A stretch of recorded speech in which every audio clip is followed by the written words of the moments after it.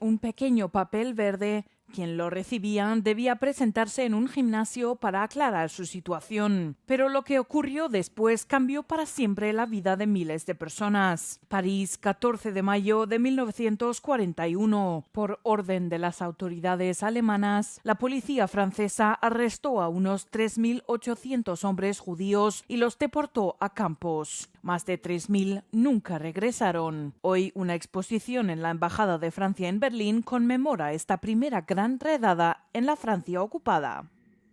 Toutes ont un sens et surtout, elles sont notre mémoire et peut-être notre futur. Ça, c'est une preuve irrévocable de ce qui s'est passé.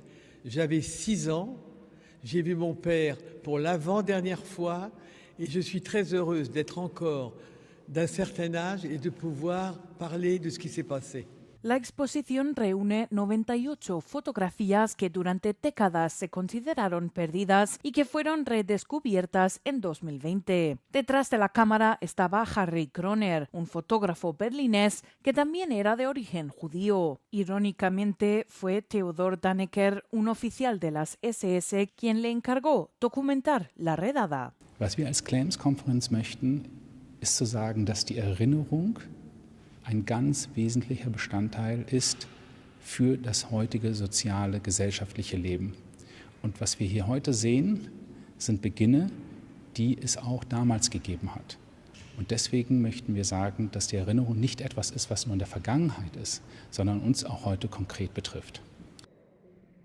El proyecto busca reforzar la memoria en Europa. Liliane Riesfeld habla regularmente con estudiantes sobre su historia, lo que le da esperanza en un futuro pacífico para las próximas generaciones. Pero los recuerdos de aquellos días nunca la han abandonado del todo y algunos solo regresaron décadas después. 80 ans après, je me suis souvenu de la robe que je portais, petite fille, quand j'ai accompagné mon père et ma mère à la police. Et c'est étrange parce que pendant des années, je n'ai jamais pensé à ce vêtement. Et j'ai eu un flash un jour, j'avais une robe bleue avec des smocks et des fantaisies sur une robe. Et ce souvenir m'est revenu 80 ans ou 85 ans après. La exposición podrá verse en la Embajada de Francia en Berlín hasta el 9 de julio. En París, cada año millones de personas visitan el complejo arquitectónico de Los Inválidos, su impresionante cúpula dorada y la tumba de Napoleón. Pero tras la grandiosa fachada de este emblemático edificio se esconde una misión mucho menos conocida: servir de hogar y hospital para soldados heridos y víctimas de la guerra. Que c'est construit pour des gens qui le méritent. Et donc c'est un geste de gratitude de l'État. C'est même le premier geste social de l'État, puisqu'avant, c'est les communautés religieuses qui accueillaient les blessés. On leur imposait les blessés. Là, l'État dit « je m'en occupe » dans la durée, jusqu'à leur mort. Estas instalaciones muy antiguas están siendo renovadas mediante una financiación estatal de 100 millones de euros, pero el centro sigue cumpliendo su misión fundacional. Actualmente 64 personas residen entre sus muros. Entre ellas hay supervivientes del Holocausto y víctimas civiles de conflictos o atentados. Todas ellas reciben cuidados que requieren una logística compleja.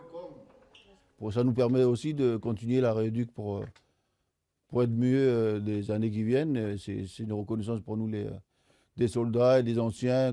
On essaie de s'entraider comme on peut. C'est comme ça aussi, c'est comme quand on était militaire. On s'entraide dans le moment difficile. Parce qu'il faut se relever malgré tout nos accidents.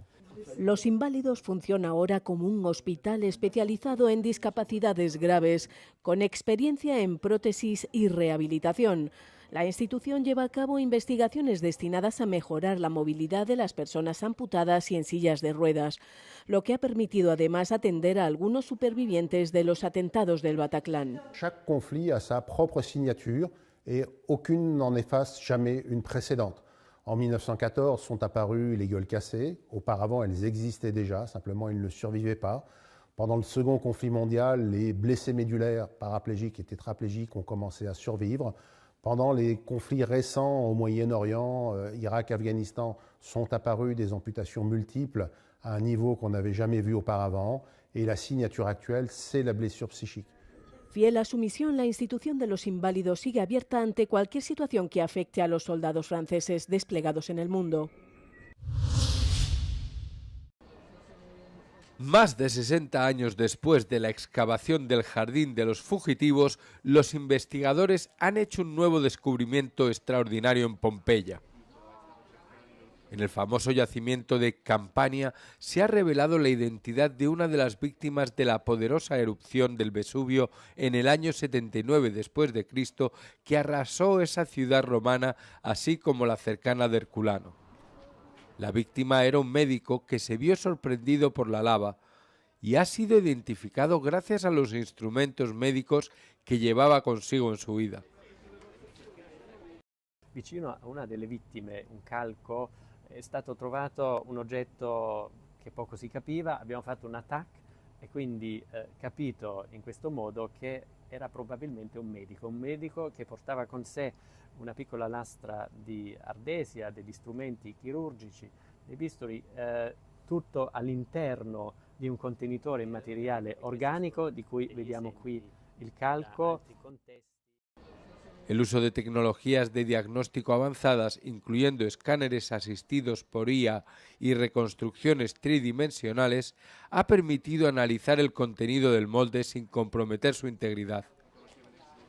E dunque una persona che nel momento della fuga porta con sé gli strumenti del suo mestiere, che svolgeva evidentemente non solo negli orari di ricevimento, ma in tutta la vita, anche in questo momento tragico finito con la morte di questa persona e di 13 altri tra uomini, donne e bambini.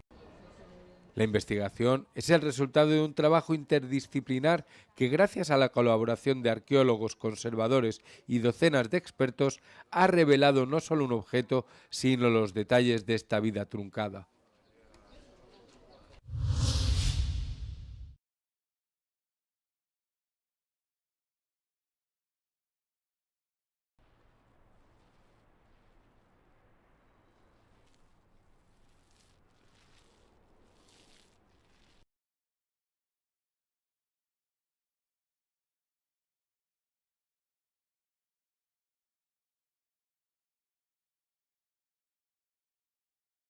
The Urban Art Biennale 2026 is really an international show. We have 50 artists from 17 countries, from 3 continents, and it's really showing street art, graffiti, urban art at its best. We have the car-like installations like this behind me, which are sort of monumental fossil mobility, which is covered from a Pompeii-like dust cover, or we have the huge roof of Amparito, the writing on the roof of the Möllerhalle, which is really the biggest work in the show.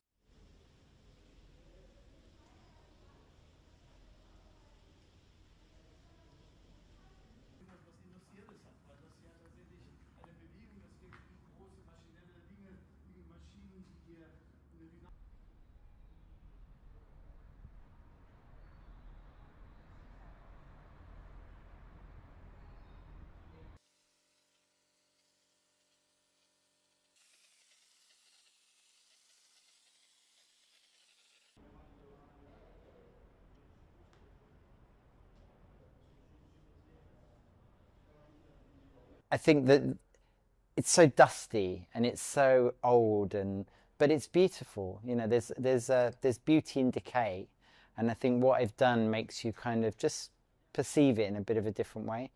It's like a nice place, people walking around, there are bees, there are beautiful flowers, but yeah, we still remember the history, and that's super important.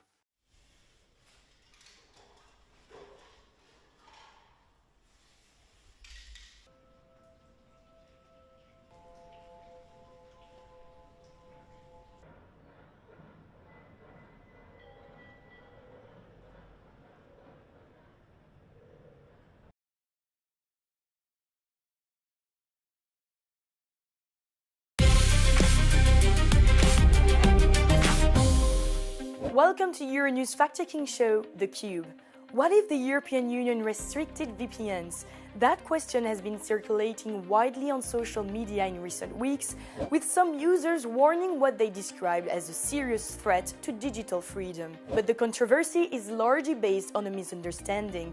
It all began in January when the European Parliamentary Research Service published a briefing noting that virtual private networks, more commonly known as VPNs, are increasingly being used to bypass online age verification systems. Technically speaking, VPNs can indeed help users get around certain online restrictions. VPNs can hide a user's IP address and make it appear as though they are connecting from another country, potentially allowing minors to get around national age restrictions. The report quickly fueled claims that Brussels wanted to crack down on VPNs, with some users pointing to references describing them as loopholes that needs closing. But the document is not an official EU position. It is simply a background briefing outlining different perspectives on the debate, not a proposal advocating restrictions on VPNs. There was yet more confusion after Anna Virkkunen, the European Commissioner responsible for tech sovereignty and security, presented the EU's new age verification app. During a press conference, when asked how the EU could prevent minors from bypassing the systems using VPNs, Virkkunen acknowledged that no technology is entirely foolproof, but maintained that the rules must nevertheless remain enforceable. That exchange fueled further confusion about the EU's position on VPNs, but she later clarified that the goal of the app is to make systems harder to bypass, not to restrict VPNs. And contacted by theCUBE, her office confirmed that there is absolutely no crackdown on VPNs.